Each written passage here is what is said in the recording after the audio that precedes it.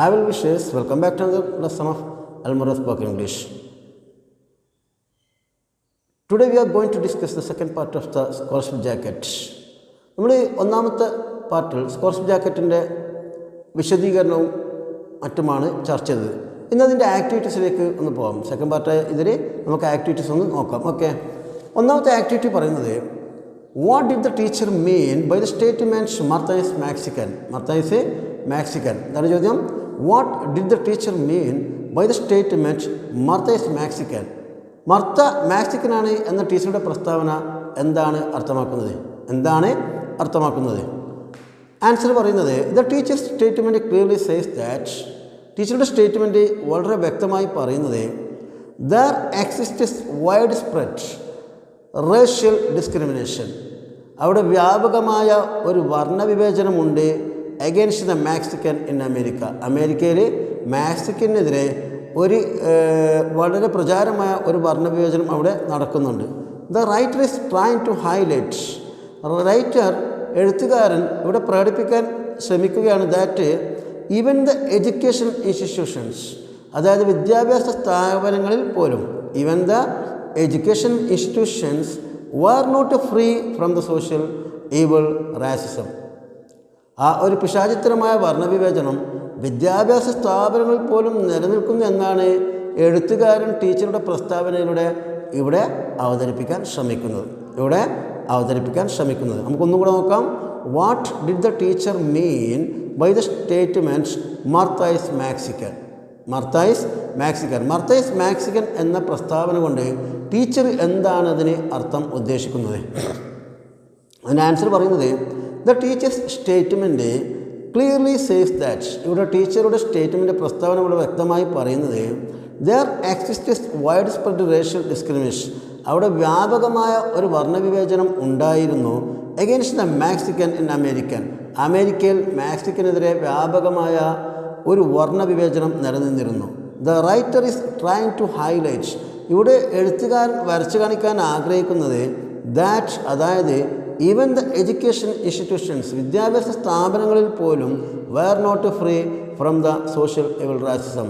ആ പിശാചിത്രമായ വർണ്ണവിവേചനം വിദ്യാഭ്യാസ സ്ഥാപനങ്ങളിൽ നിന്ന് പോലും ഫ്രീ ആയിരുന്നില്ല എന്നാണ് എഴുത്തുകാരൻ ഇവിടെ കാണിക്കാൻ വേണ്ടി ശ്രമിക്കുന്നത്. രണ്ടാമത്തെ activity 2, narrate the events that led to Martha's winning the scholarship jacket. എന്താണ് ചോദ്യം? narrate the events, സംഭവങ്ങളെ വിശദീകരിക്കുക, that led to Martha's winning the scholarship jacket. അവസാനം മർത്തക്ക് സ്കോളർഷിപ്പ് ജാക്കറ്റ് കിട്ടാൻ ഇടയായ സംഭവങ്ങൾ എന്ത് ചെയ്യുക? അതിനെ വിശദീകരിക്കുക. നമുക്കൊന്ന് ആൻസർ നോക്കാം. വെൻ മർത്ത വാസ് സമ്മൺഡ്, മർത്തയെ വിളിച്ചു വരുത്തിയപ്പോൾ ബൈ ദ പ്രിൻസിപ്പൾ വിളിച്ചു വരുത്തിയപ്പോൾ and asked to pay $15 for the ജാക്കറ്റിന് വേണ്ടി $15 കൊടുക്കാൻ വേണ്ടി ആവശ്യപ്പെട്ടപ്പോൾ, മർത്തയെ പ്രിൻസിപ്പൾ വിളിച്ചു വരുത്തി $15 ജാക്കറ്റിന് വേണ്ടി കൊടുക്കാൻ ആവശ്യപ്പെട്ടപ്പോൾ she went to her grandfather, അവൾ എന്ത് ചെയ്തു? അവളുടെ ഗ്രാൻഡ് ഫാദറിൻ്റെ അടുത്തേക്ക് പോയി. She went to her grandfather, അവൾ എന്ത് ചെയ്തു? ഗ്രാൻഡ് ഫാദറിൻ്റെ അടുത്തേക്ക് പോയി. Grandfather made Martha realise, grandfather മർത്തയെ മനസ്സിലാക്കാൻ ശ്രമിച്ചു എന്ത്? The insignificance of the money assigned as the cost of the scholarship jacket. അതായത് ഒരു സ്കോളർഷിപ്പ് ജാക്കറ്റ് പൈസ കൊടുത്ത് വാങ്ങുന്നതിൻ്റെ പ്രാധാന്യമില്ലായ്മയെക്കുറിച്ച് മനസ്സിലാക്കിക്കാൻ വേണ്ടി ഗ്രാൻഡ് ഫാദർ എന്ത് ചെയ്തു? ശ്രമിച്ചു. Okay, this let Martha to face the principal. പക്ഷേ അതെന്ത് സംഭവിച്ചു? അതുകൊണ്ട് തന്നെ മർത്തക്ക് പ്രിൻസിപ്പളിനെ ഫേസ് ചെയ്യാനുള്ള ഒരു ധൈര്യം വന്നു. And say that she would not pay the money. അതുകൊണ്ട് തന്നെ എന്ത് വേണ്ട? പൈസ തരൂല എന്ന് പറയേണ്ട ധൈര്യം മർത്തക്ക് വന്നു. This aroused A guilty feeling in the principles mind. ഇതെന്ത് ചെയ്തു? പ്രിൻസിപ്പളുടെ മനസ്സിൽ ഒരു കുറ്റബോധം ഉയർത്താൻ കാരണമായി. മർത്തയുടെ ഈ മറുപടി പ്രിൻസിപ്പളിൻ്റെ മനസ്സിൽ ഒരു കുറ്റബോധം ഉയർത്താൻ സഹായകമായി. And which resulted in awarding the jacket free of cost. അവസാനം എന്ത് ചെയ്തു? പ്രിൻസിപ്പൾ ഫ്രീ ആയിട്ട് ജാക്കറ്റ് എന്ത് ചെയ്തു? മർത്തക്ക് സമ്മാനിച്ചു. ആക്ടിവിറ്റി 3 പറയുന്നത് pick out instances from the story that reveal the role played by the grandfather. By the grandfather, the principal, Mr. Boone and Mr. Smith. And Mr. Smith. Pick out instances. നിങ്ങൾ ഉദാഹരണങ്ങൾ എടുത്തെഴുതുക. From the story, കഥയിൽ നിന്ന്. That reveal, അത് വെളിപ്പെടുത്തുന്നുണ്ട് the role played by the ഗ്രാൻഡ് ഫാദറിൻ്റെ role, അതുപോലെ the പ്രിൻസിപ്പളിൻ്റെ റോള്, അതുപോലെ മിസ്റ്റർ ബൂണിൻ്റെ റോള് ആൻഡ് മിസ്റ്റർ സ്മിത്ത്. ഇവരുടെ റോൾ എന്താണ് പാഠഭാഗത്തു നിന്ന് എടുത്ത് വ്യക്തമായി നമ്മളുടെ വിവരിക്കണം. ഓക്കെ, നമുക്ക് ആദ്യം ആൻസറിലേക്ക് പോകാം. ആൻസറിൽ ഗ്രാൻഡ് ഫാദറിൻ്റെ റോള്, ഗ്രാൻഡ് ഫാദറിൻ്റെ സംഭാഷണം, ഗ്രാൻഡ് ഫാദറിൻ്റെ റോൾ എന്താണെന്ന് നോക്കാം. ഗ്രാൻഡ് ഫാദർ പറയുന്നത്, then if you pay for the jackets, നീ ഈ ജാക്കറ്റിന് വേണ്ടി കൊടുക്കുകയാണ്, പൈസ കൊടുക്കുകയാണെങ്കിൽ, Martha, it is not a scholarship jacket, is it? ഇതെന്തല്ല, അങ്ങനെ പൈസ കൊടുത്ത് വാങ്ങുകയാണെങ്കിൽ ഇതെന്തല്ല, ഒരു സ്കോളർഷിപ്പ് ജാക്കറ്റ് അല്ല. അതുകൊണ്ട് എന്ത് ചെയ്യരുത്, അതിന് പൈസ കൊടുക്കരുത്. Is it? അങ്ങനെയാണോ? ഗ്രാൻഡ് ഫാദർ ചോദിക്കുകയാണ്. പിന്നെ ഗ്രാൻഡ് ഫാദറിൻ്റെ അതിലുള്ള റോള് രണ്ടാമത്തത്, tell your principal I will not pay the $15. നീ നിൻ്റെ പ്രിൻസിപ്പളിനോട് പറയുക എന്ത്, I will not pay the $15. ഞാൻ എന്ത് ചെയ്യില്ല, $15 കൊടുക്കില്ല. നീ എന്ത് ചെയ്യുക, പ്രിൻസിപ്പളിനോട് പറയുക. അടുത്തത് പ്രിൻസിപ്പളിൻ്റെ റോളാണ്. പ്രിൻസിപ്പൾ പറയുന്നത്, Martha, he said there has been a change in policy this year regarding the scholarship jackets. As you know, it has always been free. ഇതാണ് പ്രിൻസിപ്പൾ പറയാണ്, Martha, he said there has been a change, ഒരു മാറ്റം വന്നിട്ടുണ്ട് in policy, നയത്തിൽ, this year, ഈ വർഷം, regarding the scholarship ജാക്കറ്റിൻ്റെ നയത്തിൽ ഈ വർഷം ഒരു മാറ്റം വന്നിട്ടുണ്ട്. ആസ് യു നോ, നിനക്കറിയുമ്പോൾ തന്നെ, it has always been free, അതെല്ലായ്പ്പോഴും എന്തായിരുന്നു, ഫ്രീ ആയിരുന്നു. അതിലൊരു മാറ്റം വന്നിട്ടുണ്ട്. പിന്നെ പ്രിൻസിപ്പൾ ഇതിൽ പറയുന്നത്, okay, we will make an exception in your case, I will tell the boards you will get your jackets. നമ്മളെന്ത് ചെയ്യാം, ഒരളവ് തരാം, ബോർഡിനോട് പറഞ്ഞിട്ട് എന്ത് ചെയ്യാം, ഇപ്രാവശ്യം ജാക്കറ്റ് നിനക്ക് തന്നെ സമ്മാനിക്കാം. ഓക്കെ, മിസ്റ്റർ ബൂൺ പറയാണ്. അടുത്തത് മിസ്റ്റർ ബൂണിൻ്റെയാണ്. Look, John's father is not only on the boards. Mister Boone പറയാണ്, ജോണിൻ്റെ ഫാദർ ബോർഡിലുള്ളത് മാത്രമല്ല, and he owns the only store in ടൗണിൽ എന്താണ് സ്റ്റോർ ഉള്ളത് മാത്രമല്ല, we could say it was a close tie, അതെന്താണ്, വളരെയധികം ബന്ധമുള്ള ഒരാളാണ്. ലാസ്റ്റ് വൺ മിസ്റ്റർ സ്മിത്ത് പറയുകയാണ്. മിസ്റ്റർ സ്മിത്തിൻ്റെ റോള് അതിൽ എടുത്തു പറയുകയാണ്. I refuse to do it, ഞാനങ്ങനെ ചെയ്യാൻ സമ്മതിക്കുന്നില്ല, അതായത് ഞാൻ നിരാകരിക്കുന്നു. I don't care who her father is, അവളുടെ ഫാദർ ആരാണെന്നുള്ളതല്ല എനിക്കൊരു പ്രശ്നം അല്ല.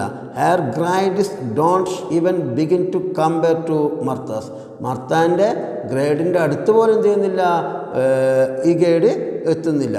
ഐ വോണ്ട് ലൈ, ഞാൻ എന്ത് ചെയ്യില്ല, കളവ് പറയില്ല. ഓർ ഫാൾസിഫൈ റെക്കോർഡ്സ്, അല്ലെങ്കിൽ തെറ്റായ റെക്കോർഡുകൾ ഉണ്ടാക്കില്ല. Martha has a straight A+ over average and she know it. Martha has a straight A+ average and unit. മർത്തക്കുന്നുണ്ട് ഒരു സ്ട്രൈറ്റ് A+ കിട്ടിയിട്ടുണ്ട്. അതുകൊണ്ട് അത് മാറ്റാൻ വേണ്ടി ഞാൻ എന്ത് ചെയ്യില്ല, ഒരു കളവ് പറയുകയോ തെറ്റിദ്ധരിപ്പിക്കുകയോ ചെയ്യില്ല. ഓക്കെ, ഇതാണ് 3 ആക്ടിവിറ്റി വരെ പറഞ്ഞത്. ഓക്കെ, നമ്മൾ ഇതിൻ്റെ ട്രാൻസ്ലേഷൻ പാഠഭാഗം കുറച്ച് വായിച്ചിട്ട് അന്ന് സ്റ്റോപ്പ് ചെയ്തു. അതിന് ശേഷമുള്ള നമുക്കൊന്ന് നോക്കാം. ഞാൻ അതിന് തയ്യാറല്ല, അവളുടെ പിതാവ് ആരാണെന്നത് എനിക്ക് പ്രശ്നമേ അല്ല. മർത്തയുടെ സ്ഥാനവുമായി തുലനം ചെയ്ത് തുടങ്ങുവാൻ പോലും അവളുടെ സ്ഥാനത്തിന് ആവില്ല. ഞാൻ നുണ പറയില്ല, മാത്രമല്ല രേഖകൾ തെറ്റിക്കുകയും ഇല്ല. നിങ്ങൾക്കറിയാം, മർത്തയ്ക്ക് തുടർച്ചയായി A ഗ്രേഡ് ഉണ്ടെന്ന്. മിസ്റ്റർ ഷിമിറ്റ് ആയിരുന്നു ദേഷ്യത്തിൽ അങ്ങനെ സംസാരിച്ചത്. മിസ്റ്റർ ബൂണിൻ്റെ ശബ്ദം ശാന്തവും മിതവുമായിരുന്നു. നോക്കൂ, ജവാൻ്റെ പിതാവ് സ്കൂൾ ഭരണസമിതിയിലുണ്ട് എന്ന് മാത്രമല്ല, പട്ടണത്തിലെ ഒരേ ഒരു സ്റ്റോറിൻ്റെ ഉടമയാണ്. വളരെ അടുത്ത ബന്ധമാണ് അത് എന്ന് പറയാം. കൂടാതെ എൻ്റെ ചെവിയിലെ മുഴക്കം തുടർന്നുള്ള വാക്കുകളെ മുക്കിക്കളഞ്ഞു. ഇടയ്ക്കിടെ ഓരോ വാക്ക് തിരിച്ചെത്തി. മർത്ത മെക്സിക്കോക്കാരിയാണ്, രാജിവയ്ക്കും, അത് ചെയ്യില്ല എന്നൊക്കെ. മിസ്റ്റർ സ്മിമിഡ് ശീഘ്രം പുറത്തേക്ക് വന്നു. എൻ്റെ ഭാഗ്യത്തിന് എതിർദിശയിൽ ഓഡിറ്റോറിയം ലക്ഷ്യമാക്കിയാണ് അദ്ദേഹം പോയത്. അതുകൊണ്ട് അദ്ദേഹം എന്നെ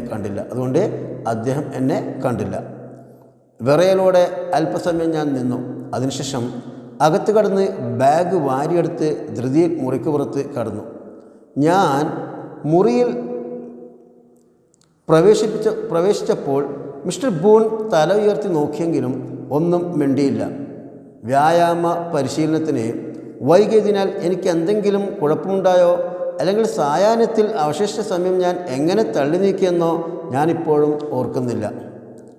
വളരെ ദുഃഖിതയായി ഞാൻ വീട്ടിലേക്ക് പോയി. രാത്രിയിൽ തലയിണയിൽ മുഖ അമർത്തി കരഞ്ഞു. അതിനാൽ മുത്തശ്ശി കരച്ചിൽ കേട്ടില്ല. അപ്രതീക്ഷിതമായി ആ സംഭാഷണം ഞാൻ കേട്ടു എന്നത് ക്രൂരമായ ഒരു യാദൃശ്ചികതയായി തോന്നി. അടുത്ത ദിവസം പ്രിൻസിപ്പൽ തൻ്റെ ഓഫീസിലേക്ക് എന്നെ വിളിപ്പിച്ചപ്പോൾ തന്നെ അത് എന്തിനായിരിക്കുമെന്ന് എനിക്ക് മനസ്സിലായി. അദ്ദേഹം അസന്തുഷ്ടനായി കാണപ്പെട്ടു. അദ്ദേഹത്തിനുണ്ടാകാവുന്ന ബുദ്ധിമുട്ട് പരിഗണിക്കാതെ ഞാൻ നേരെ അദ്ദേഹത്തിൻ്റെ കണ്ണുകളിലേക്ക് തന്നെ നോക്കി. അദ്ദേഹം മറ്റെങ്ങോ നോക്കുകയും അസ്വസ്ഥതയോടെ മേശപ്പുറത്തുന്ന കടലാസുകൾ മറിച്ചുകൊണ്ടിരിക്കുകയും ചെയ്തു. മർത്ത, അദ്ദേഹം പറഞ്ഞു, സ്കോളർഷിപ്പ് ജാക്കറ്റിനെ സംബന്ധിച്ചുള്ള നയത്തിൽ ഈ വർഷം ഒരു മാറ്റം വരുത്തിയിട്ടുണ്ട്. തനിക്കറിയാമല്ലോ, അത് എപ്പോഴും സൗജന്യമായി നൽകുന്നതാണെന്ന്. അദ്ദേഹം തൻ്റെ തൊണ്ട ശരിയാക്കിയ ശേഷം തുടർന്നു. ബോർഡ് തീരുമാനിച്ചിട്ടുള്ളത് ഈ വർഷം അതിന് $15 ഈടാക്കണമെന്നാണ്. അതാകട്ടെ ജാക്കറ്റിൻ്റെ വില പൂർണ്ണമായി നികത്തുവാൻ മതിയാകുന്നതും അല്ല. ഒരു നടുക്കത്തോടെ ഞാൻ അദ്ദേഹത്തെ തുറച്ചു നോക്കുകയും എൻ്റെ തൊണ്ടയിൽ നിന്ന് നിരാശയിൽ നിന്നുയർന്ന ഒരു ചെറിയ ശബ്ദം പുറത്തു വരികയും ചെയ്തു. ഞാൻ ഇതൊട്ടും തന്നെ പ്രതീക്ഷിച്ചിരുന്നതല്ല. തനിക്കതിന് കഴിയുന്നില്ലെങ്കിൽ അടുത്തയാളിന് അത് നൽകും. അത് ആരായിരുന്നു എന്ന് ചോദിക്കേണ്ട കാര്യം എനിക്കില്ലായിരുന്നു. തികഞ്ഞ അന്തസ്സോടെ എഴുന്നേറ്റുന്നുകൊണ്ട് ഞാൻ പറഞ്ഞു, എൻ്റെ മുത്തശ്ശനുമായി ഇക്കാര്യം സംസാരിച്ച ശേഷം നാളെ താങ്കളെ വിവരം അറിയിക്കാം. ബസ് സ്റ്റോപ്പിൽ നിന്നും വീട്ടിലേക്ക് ഞാൻ കരഞ്ഞുകൊണ്ടാണ് നടന്നത്. വീട്ടിൽ എത്തുമ്പോഴേക്ക് എൻ്റെ കണ്ണുകൾ ചുവന്നു തുടിച്ചിരുന്നു. നമുക്കിതിൻ്റെ മൂന്നാം ഭാഗം അടുത്ത വീഡിയോയിൽ നോക്കാം. ഓക്കെ.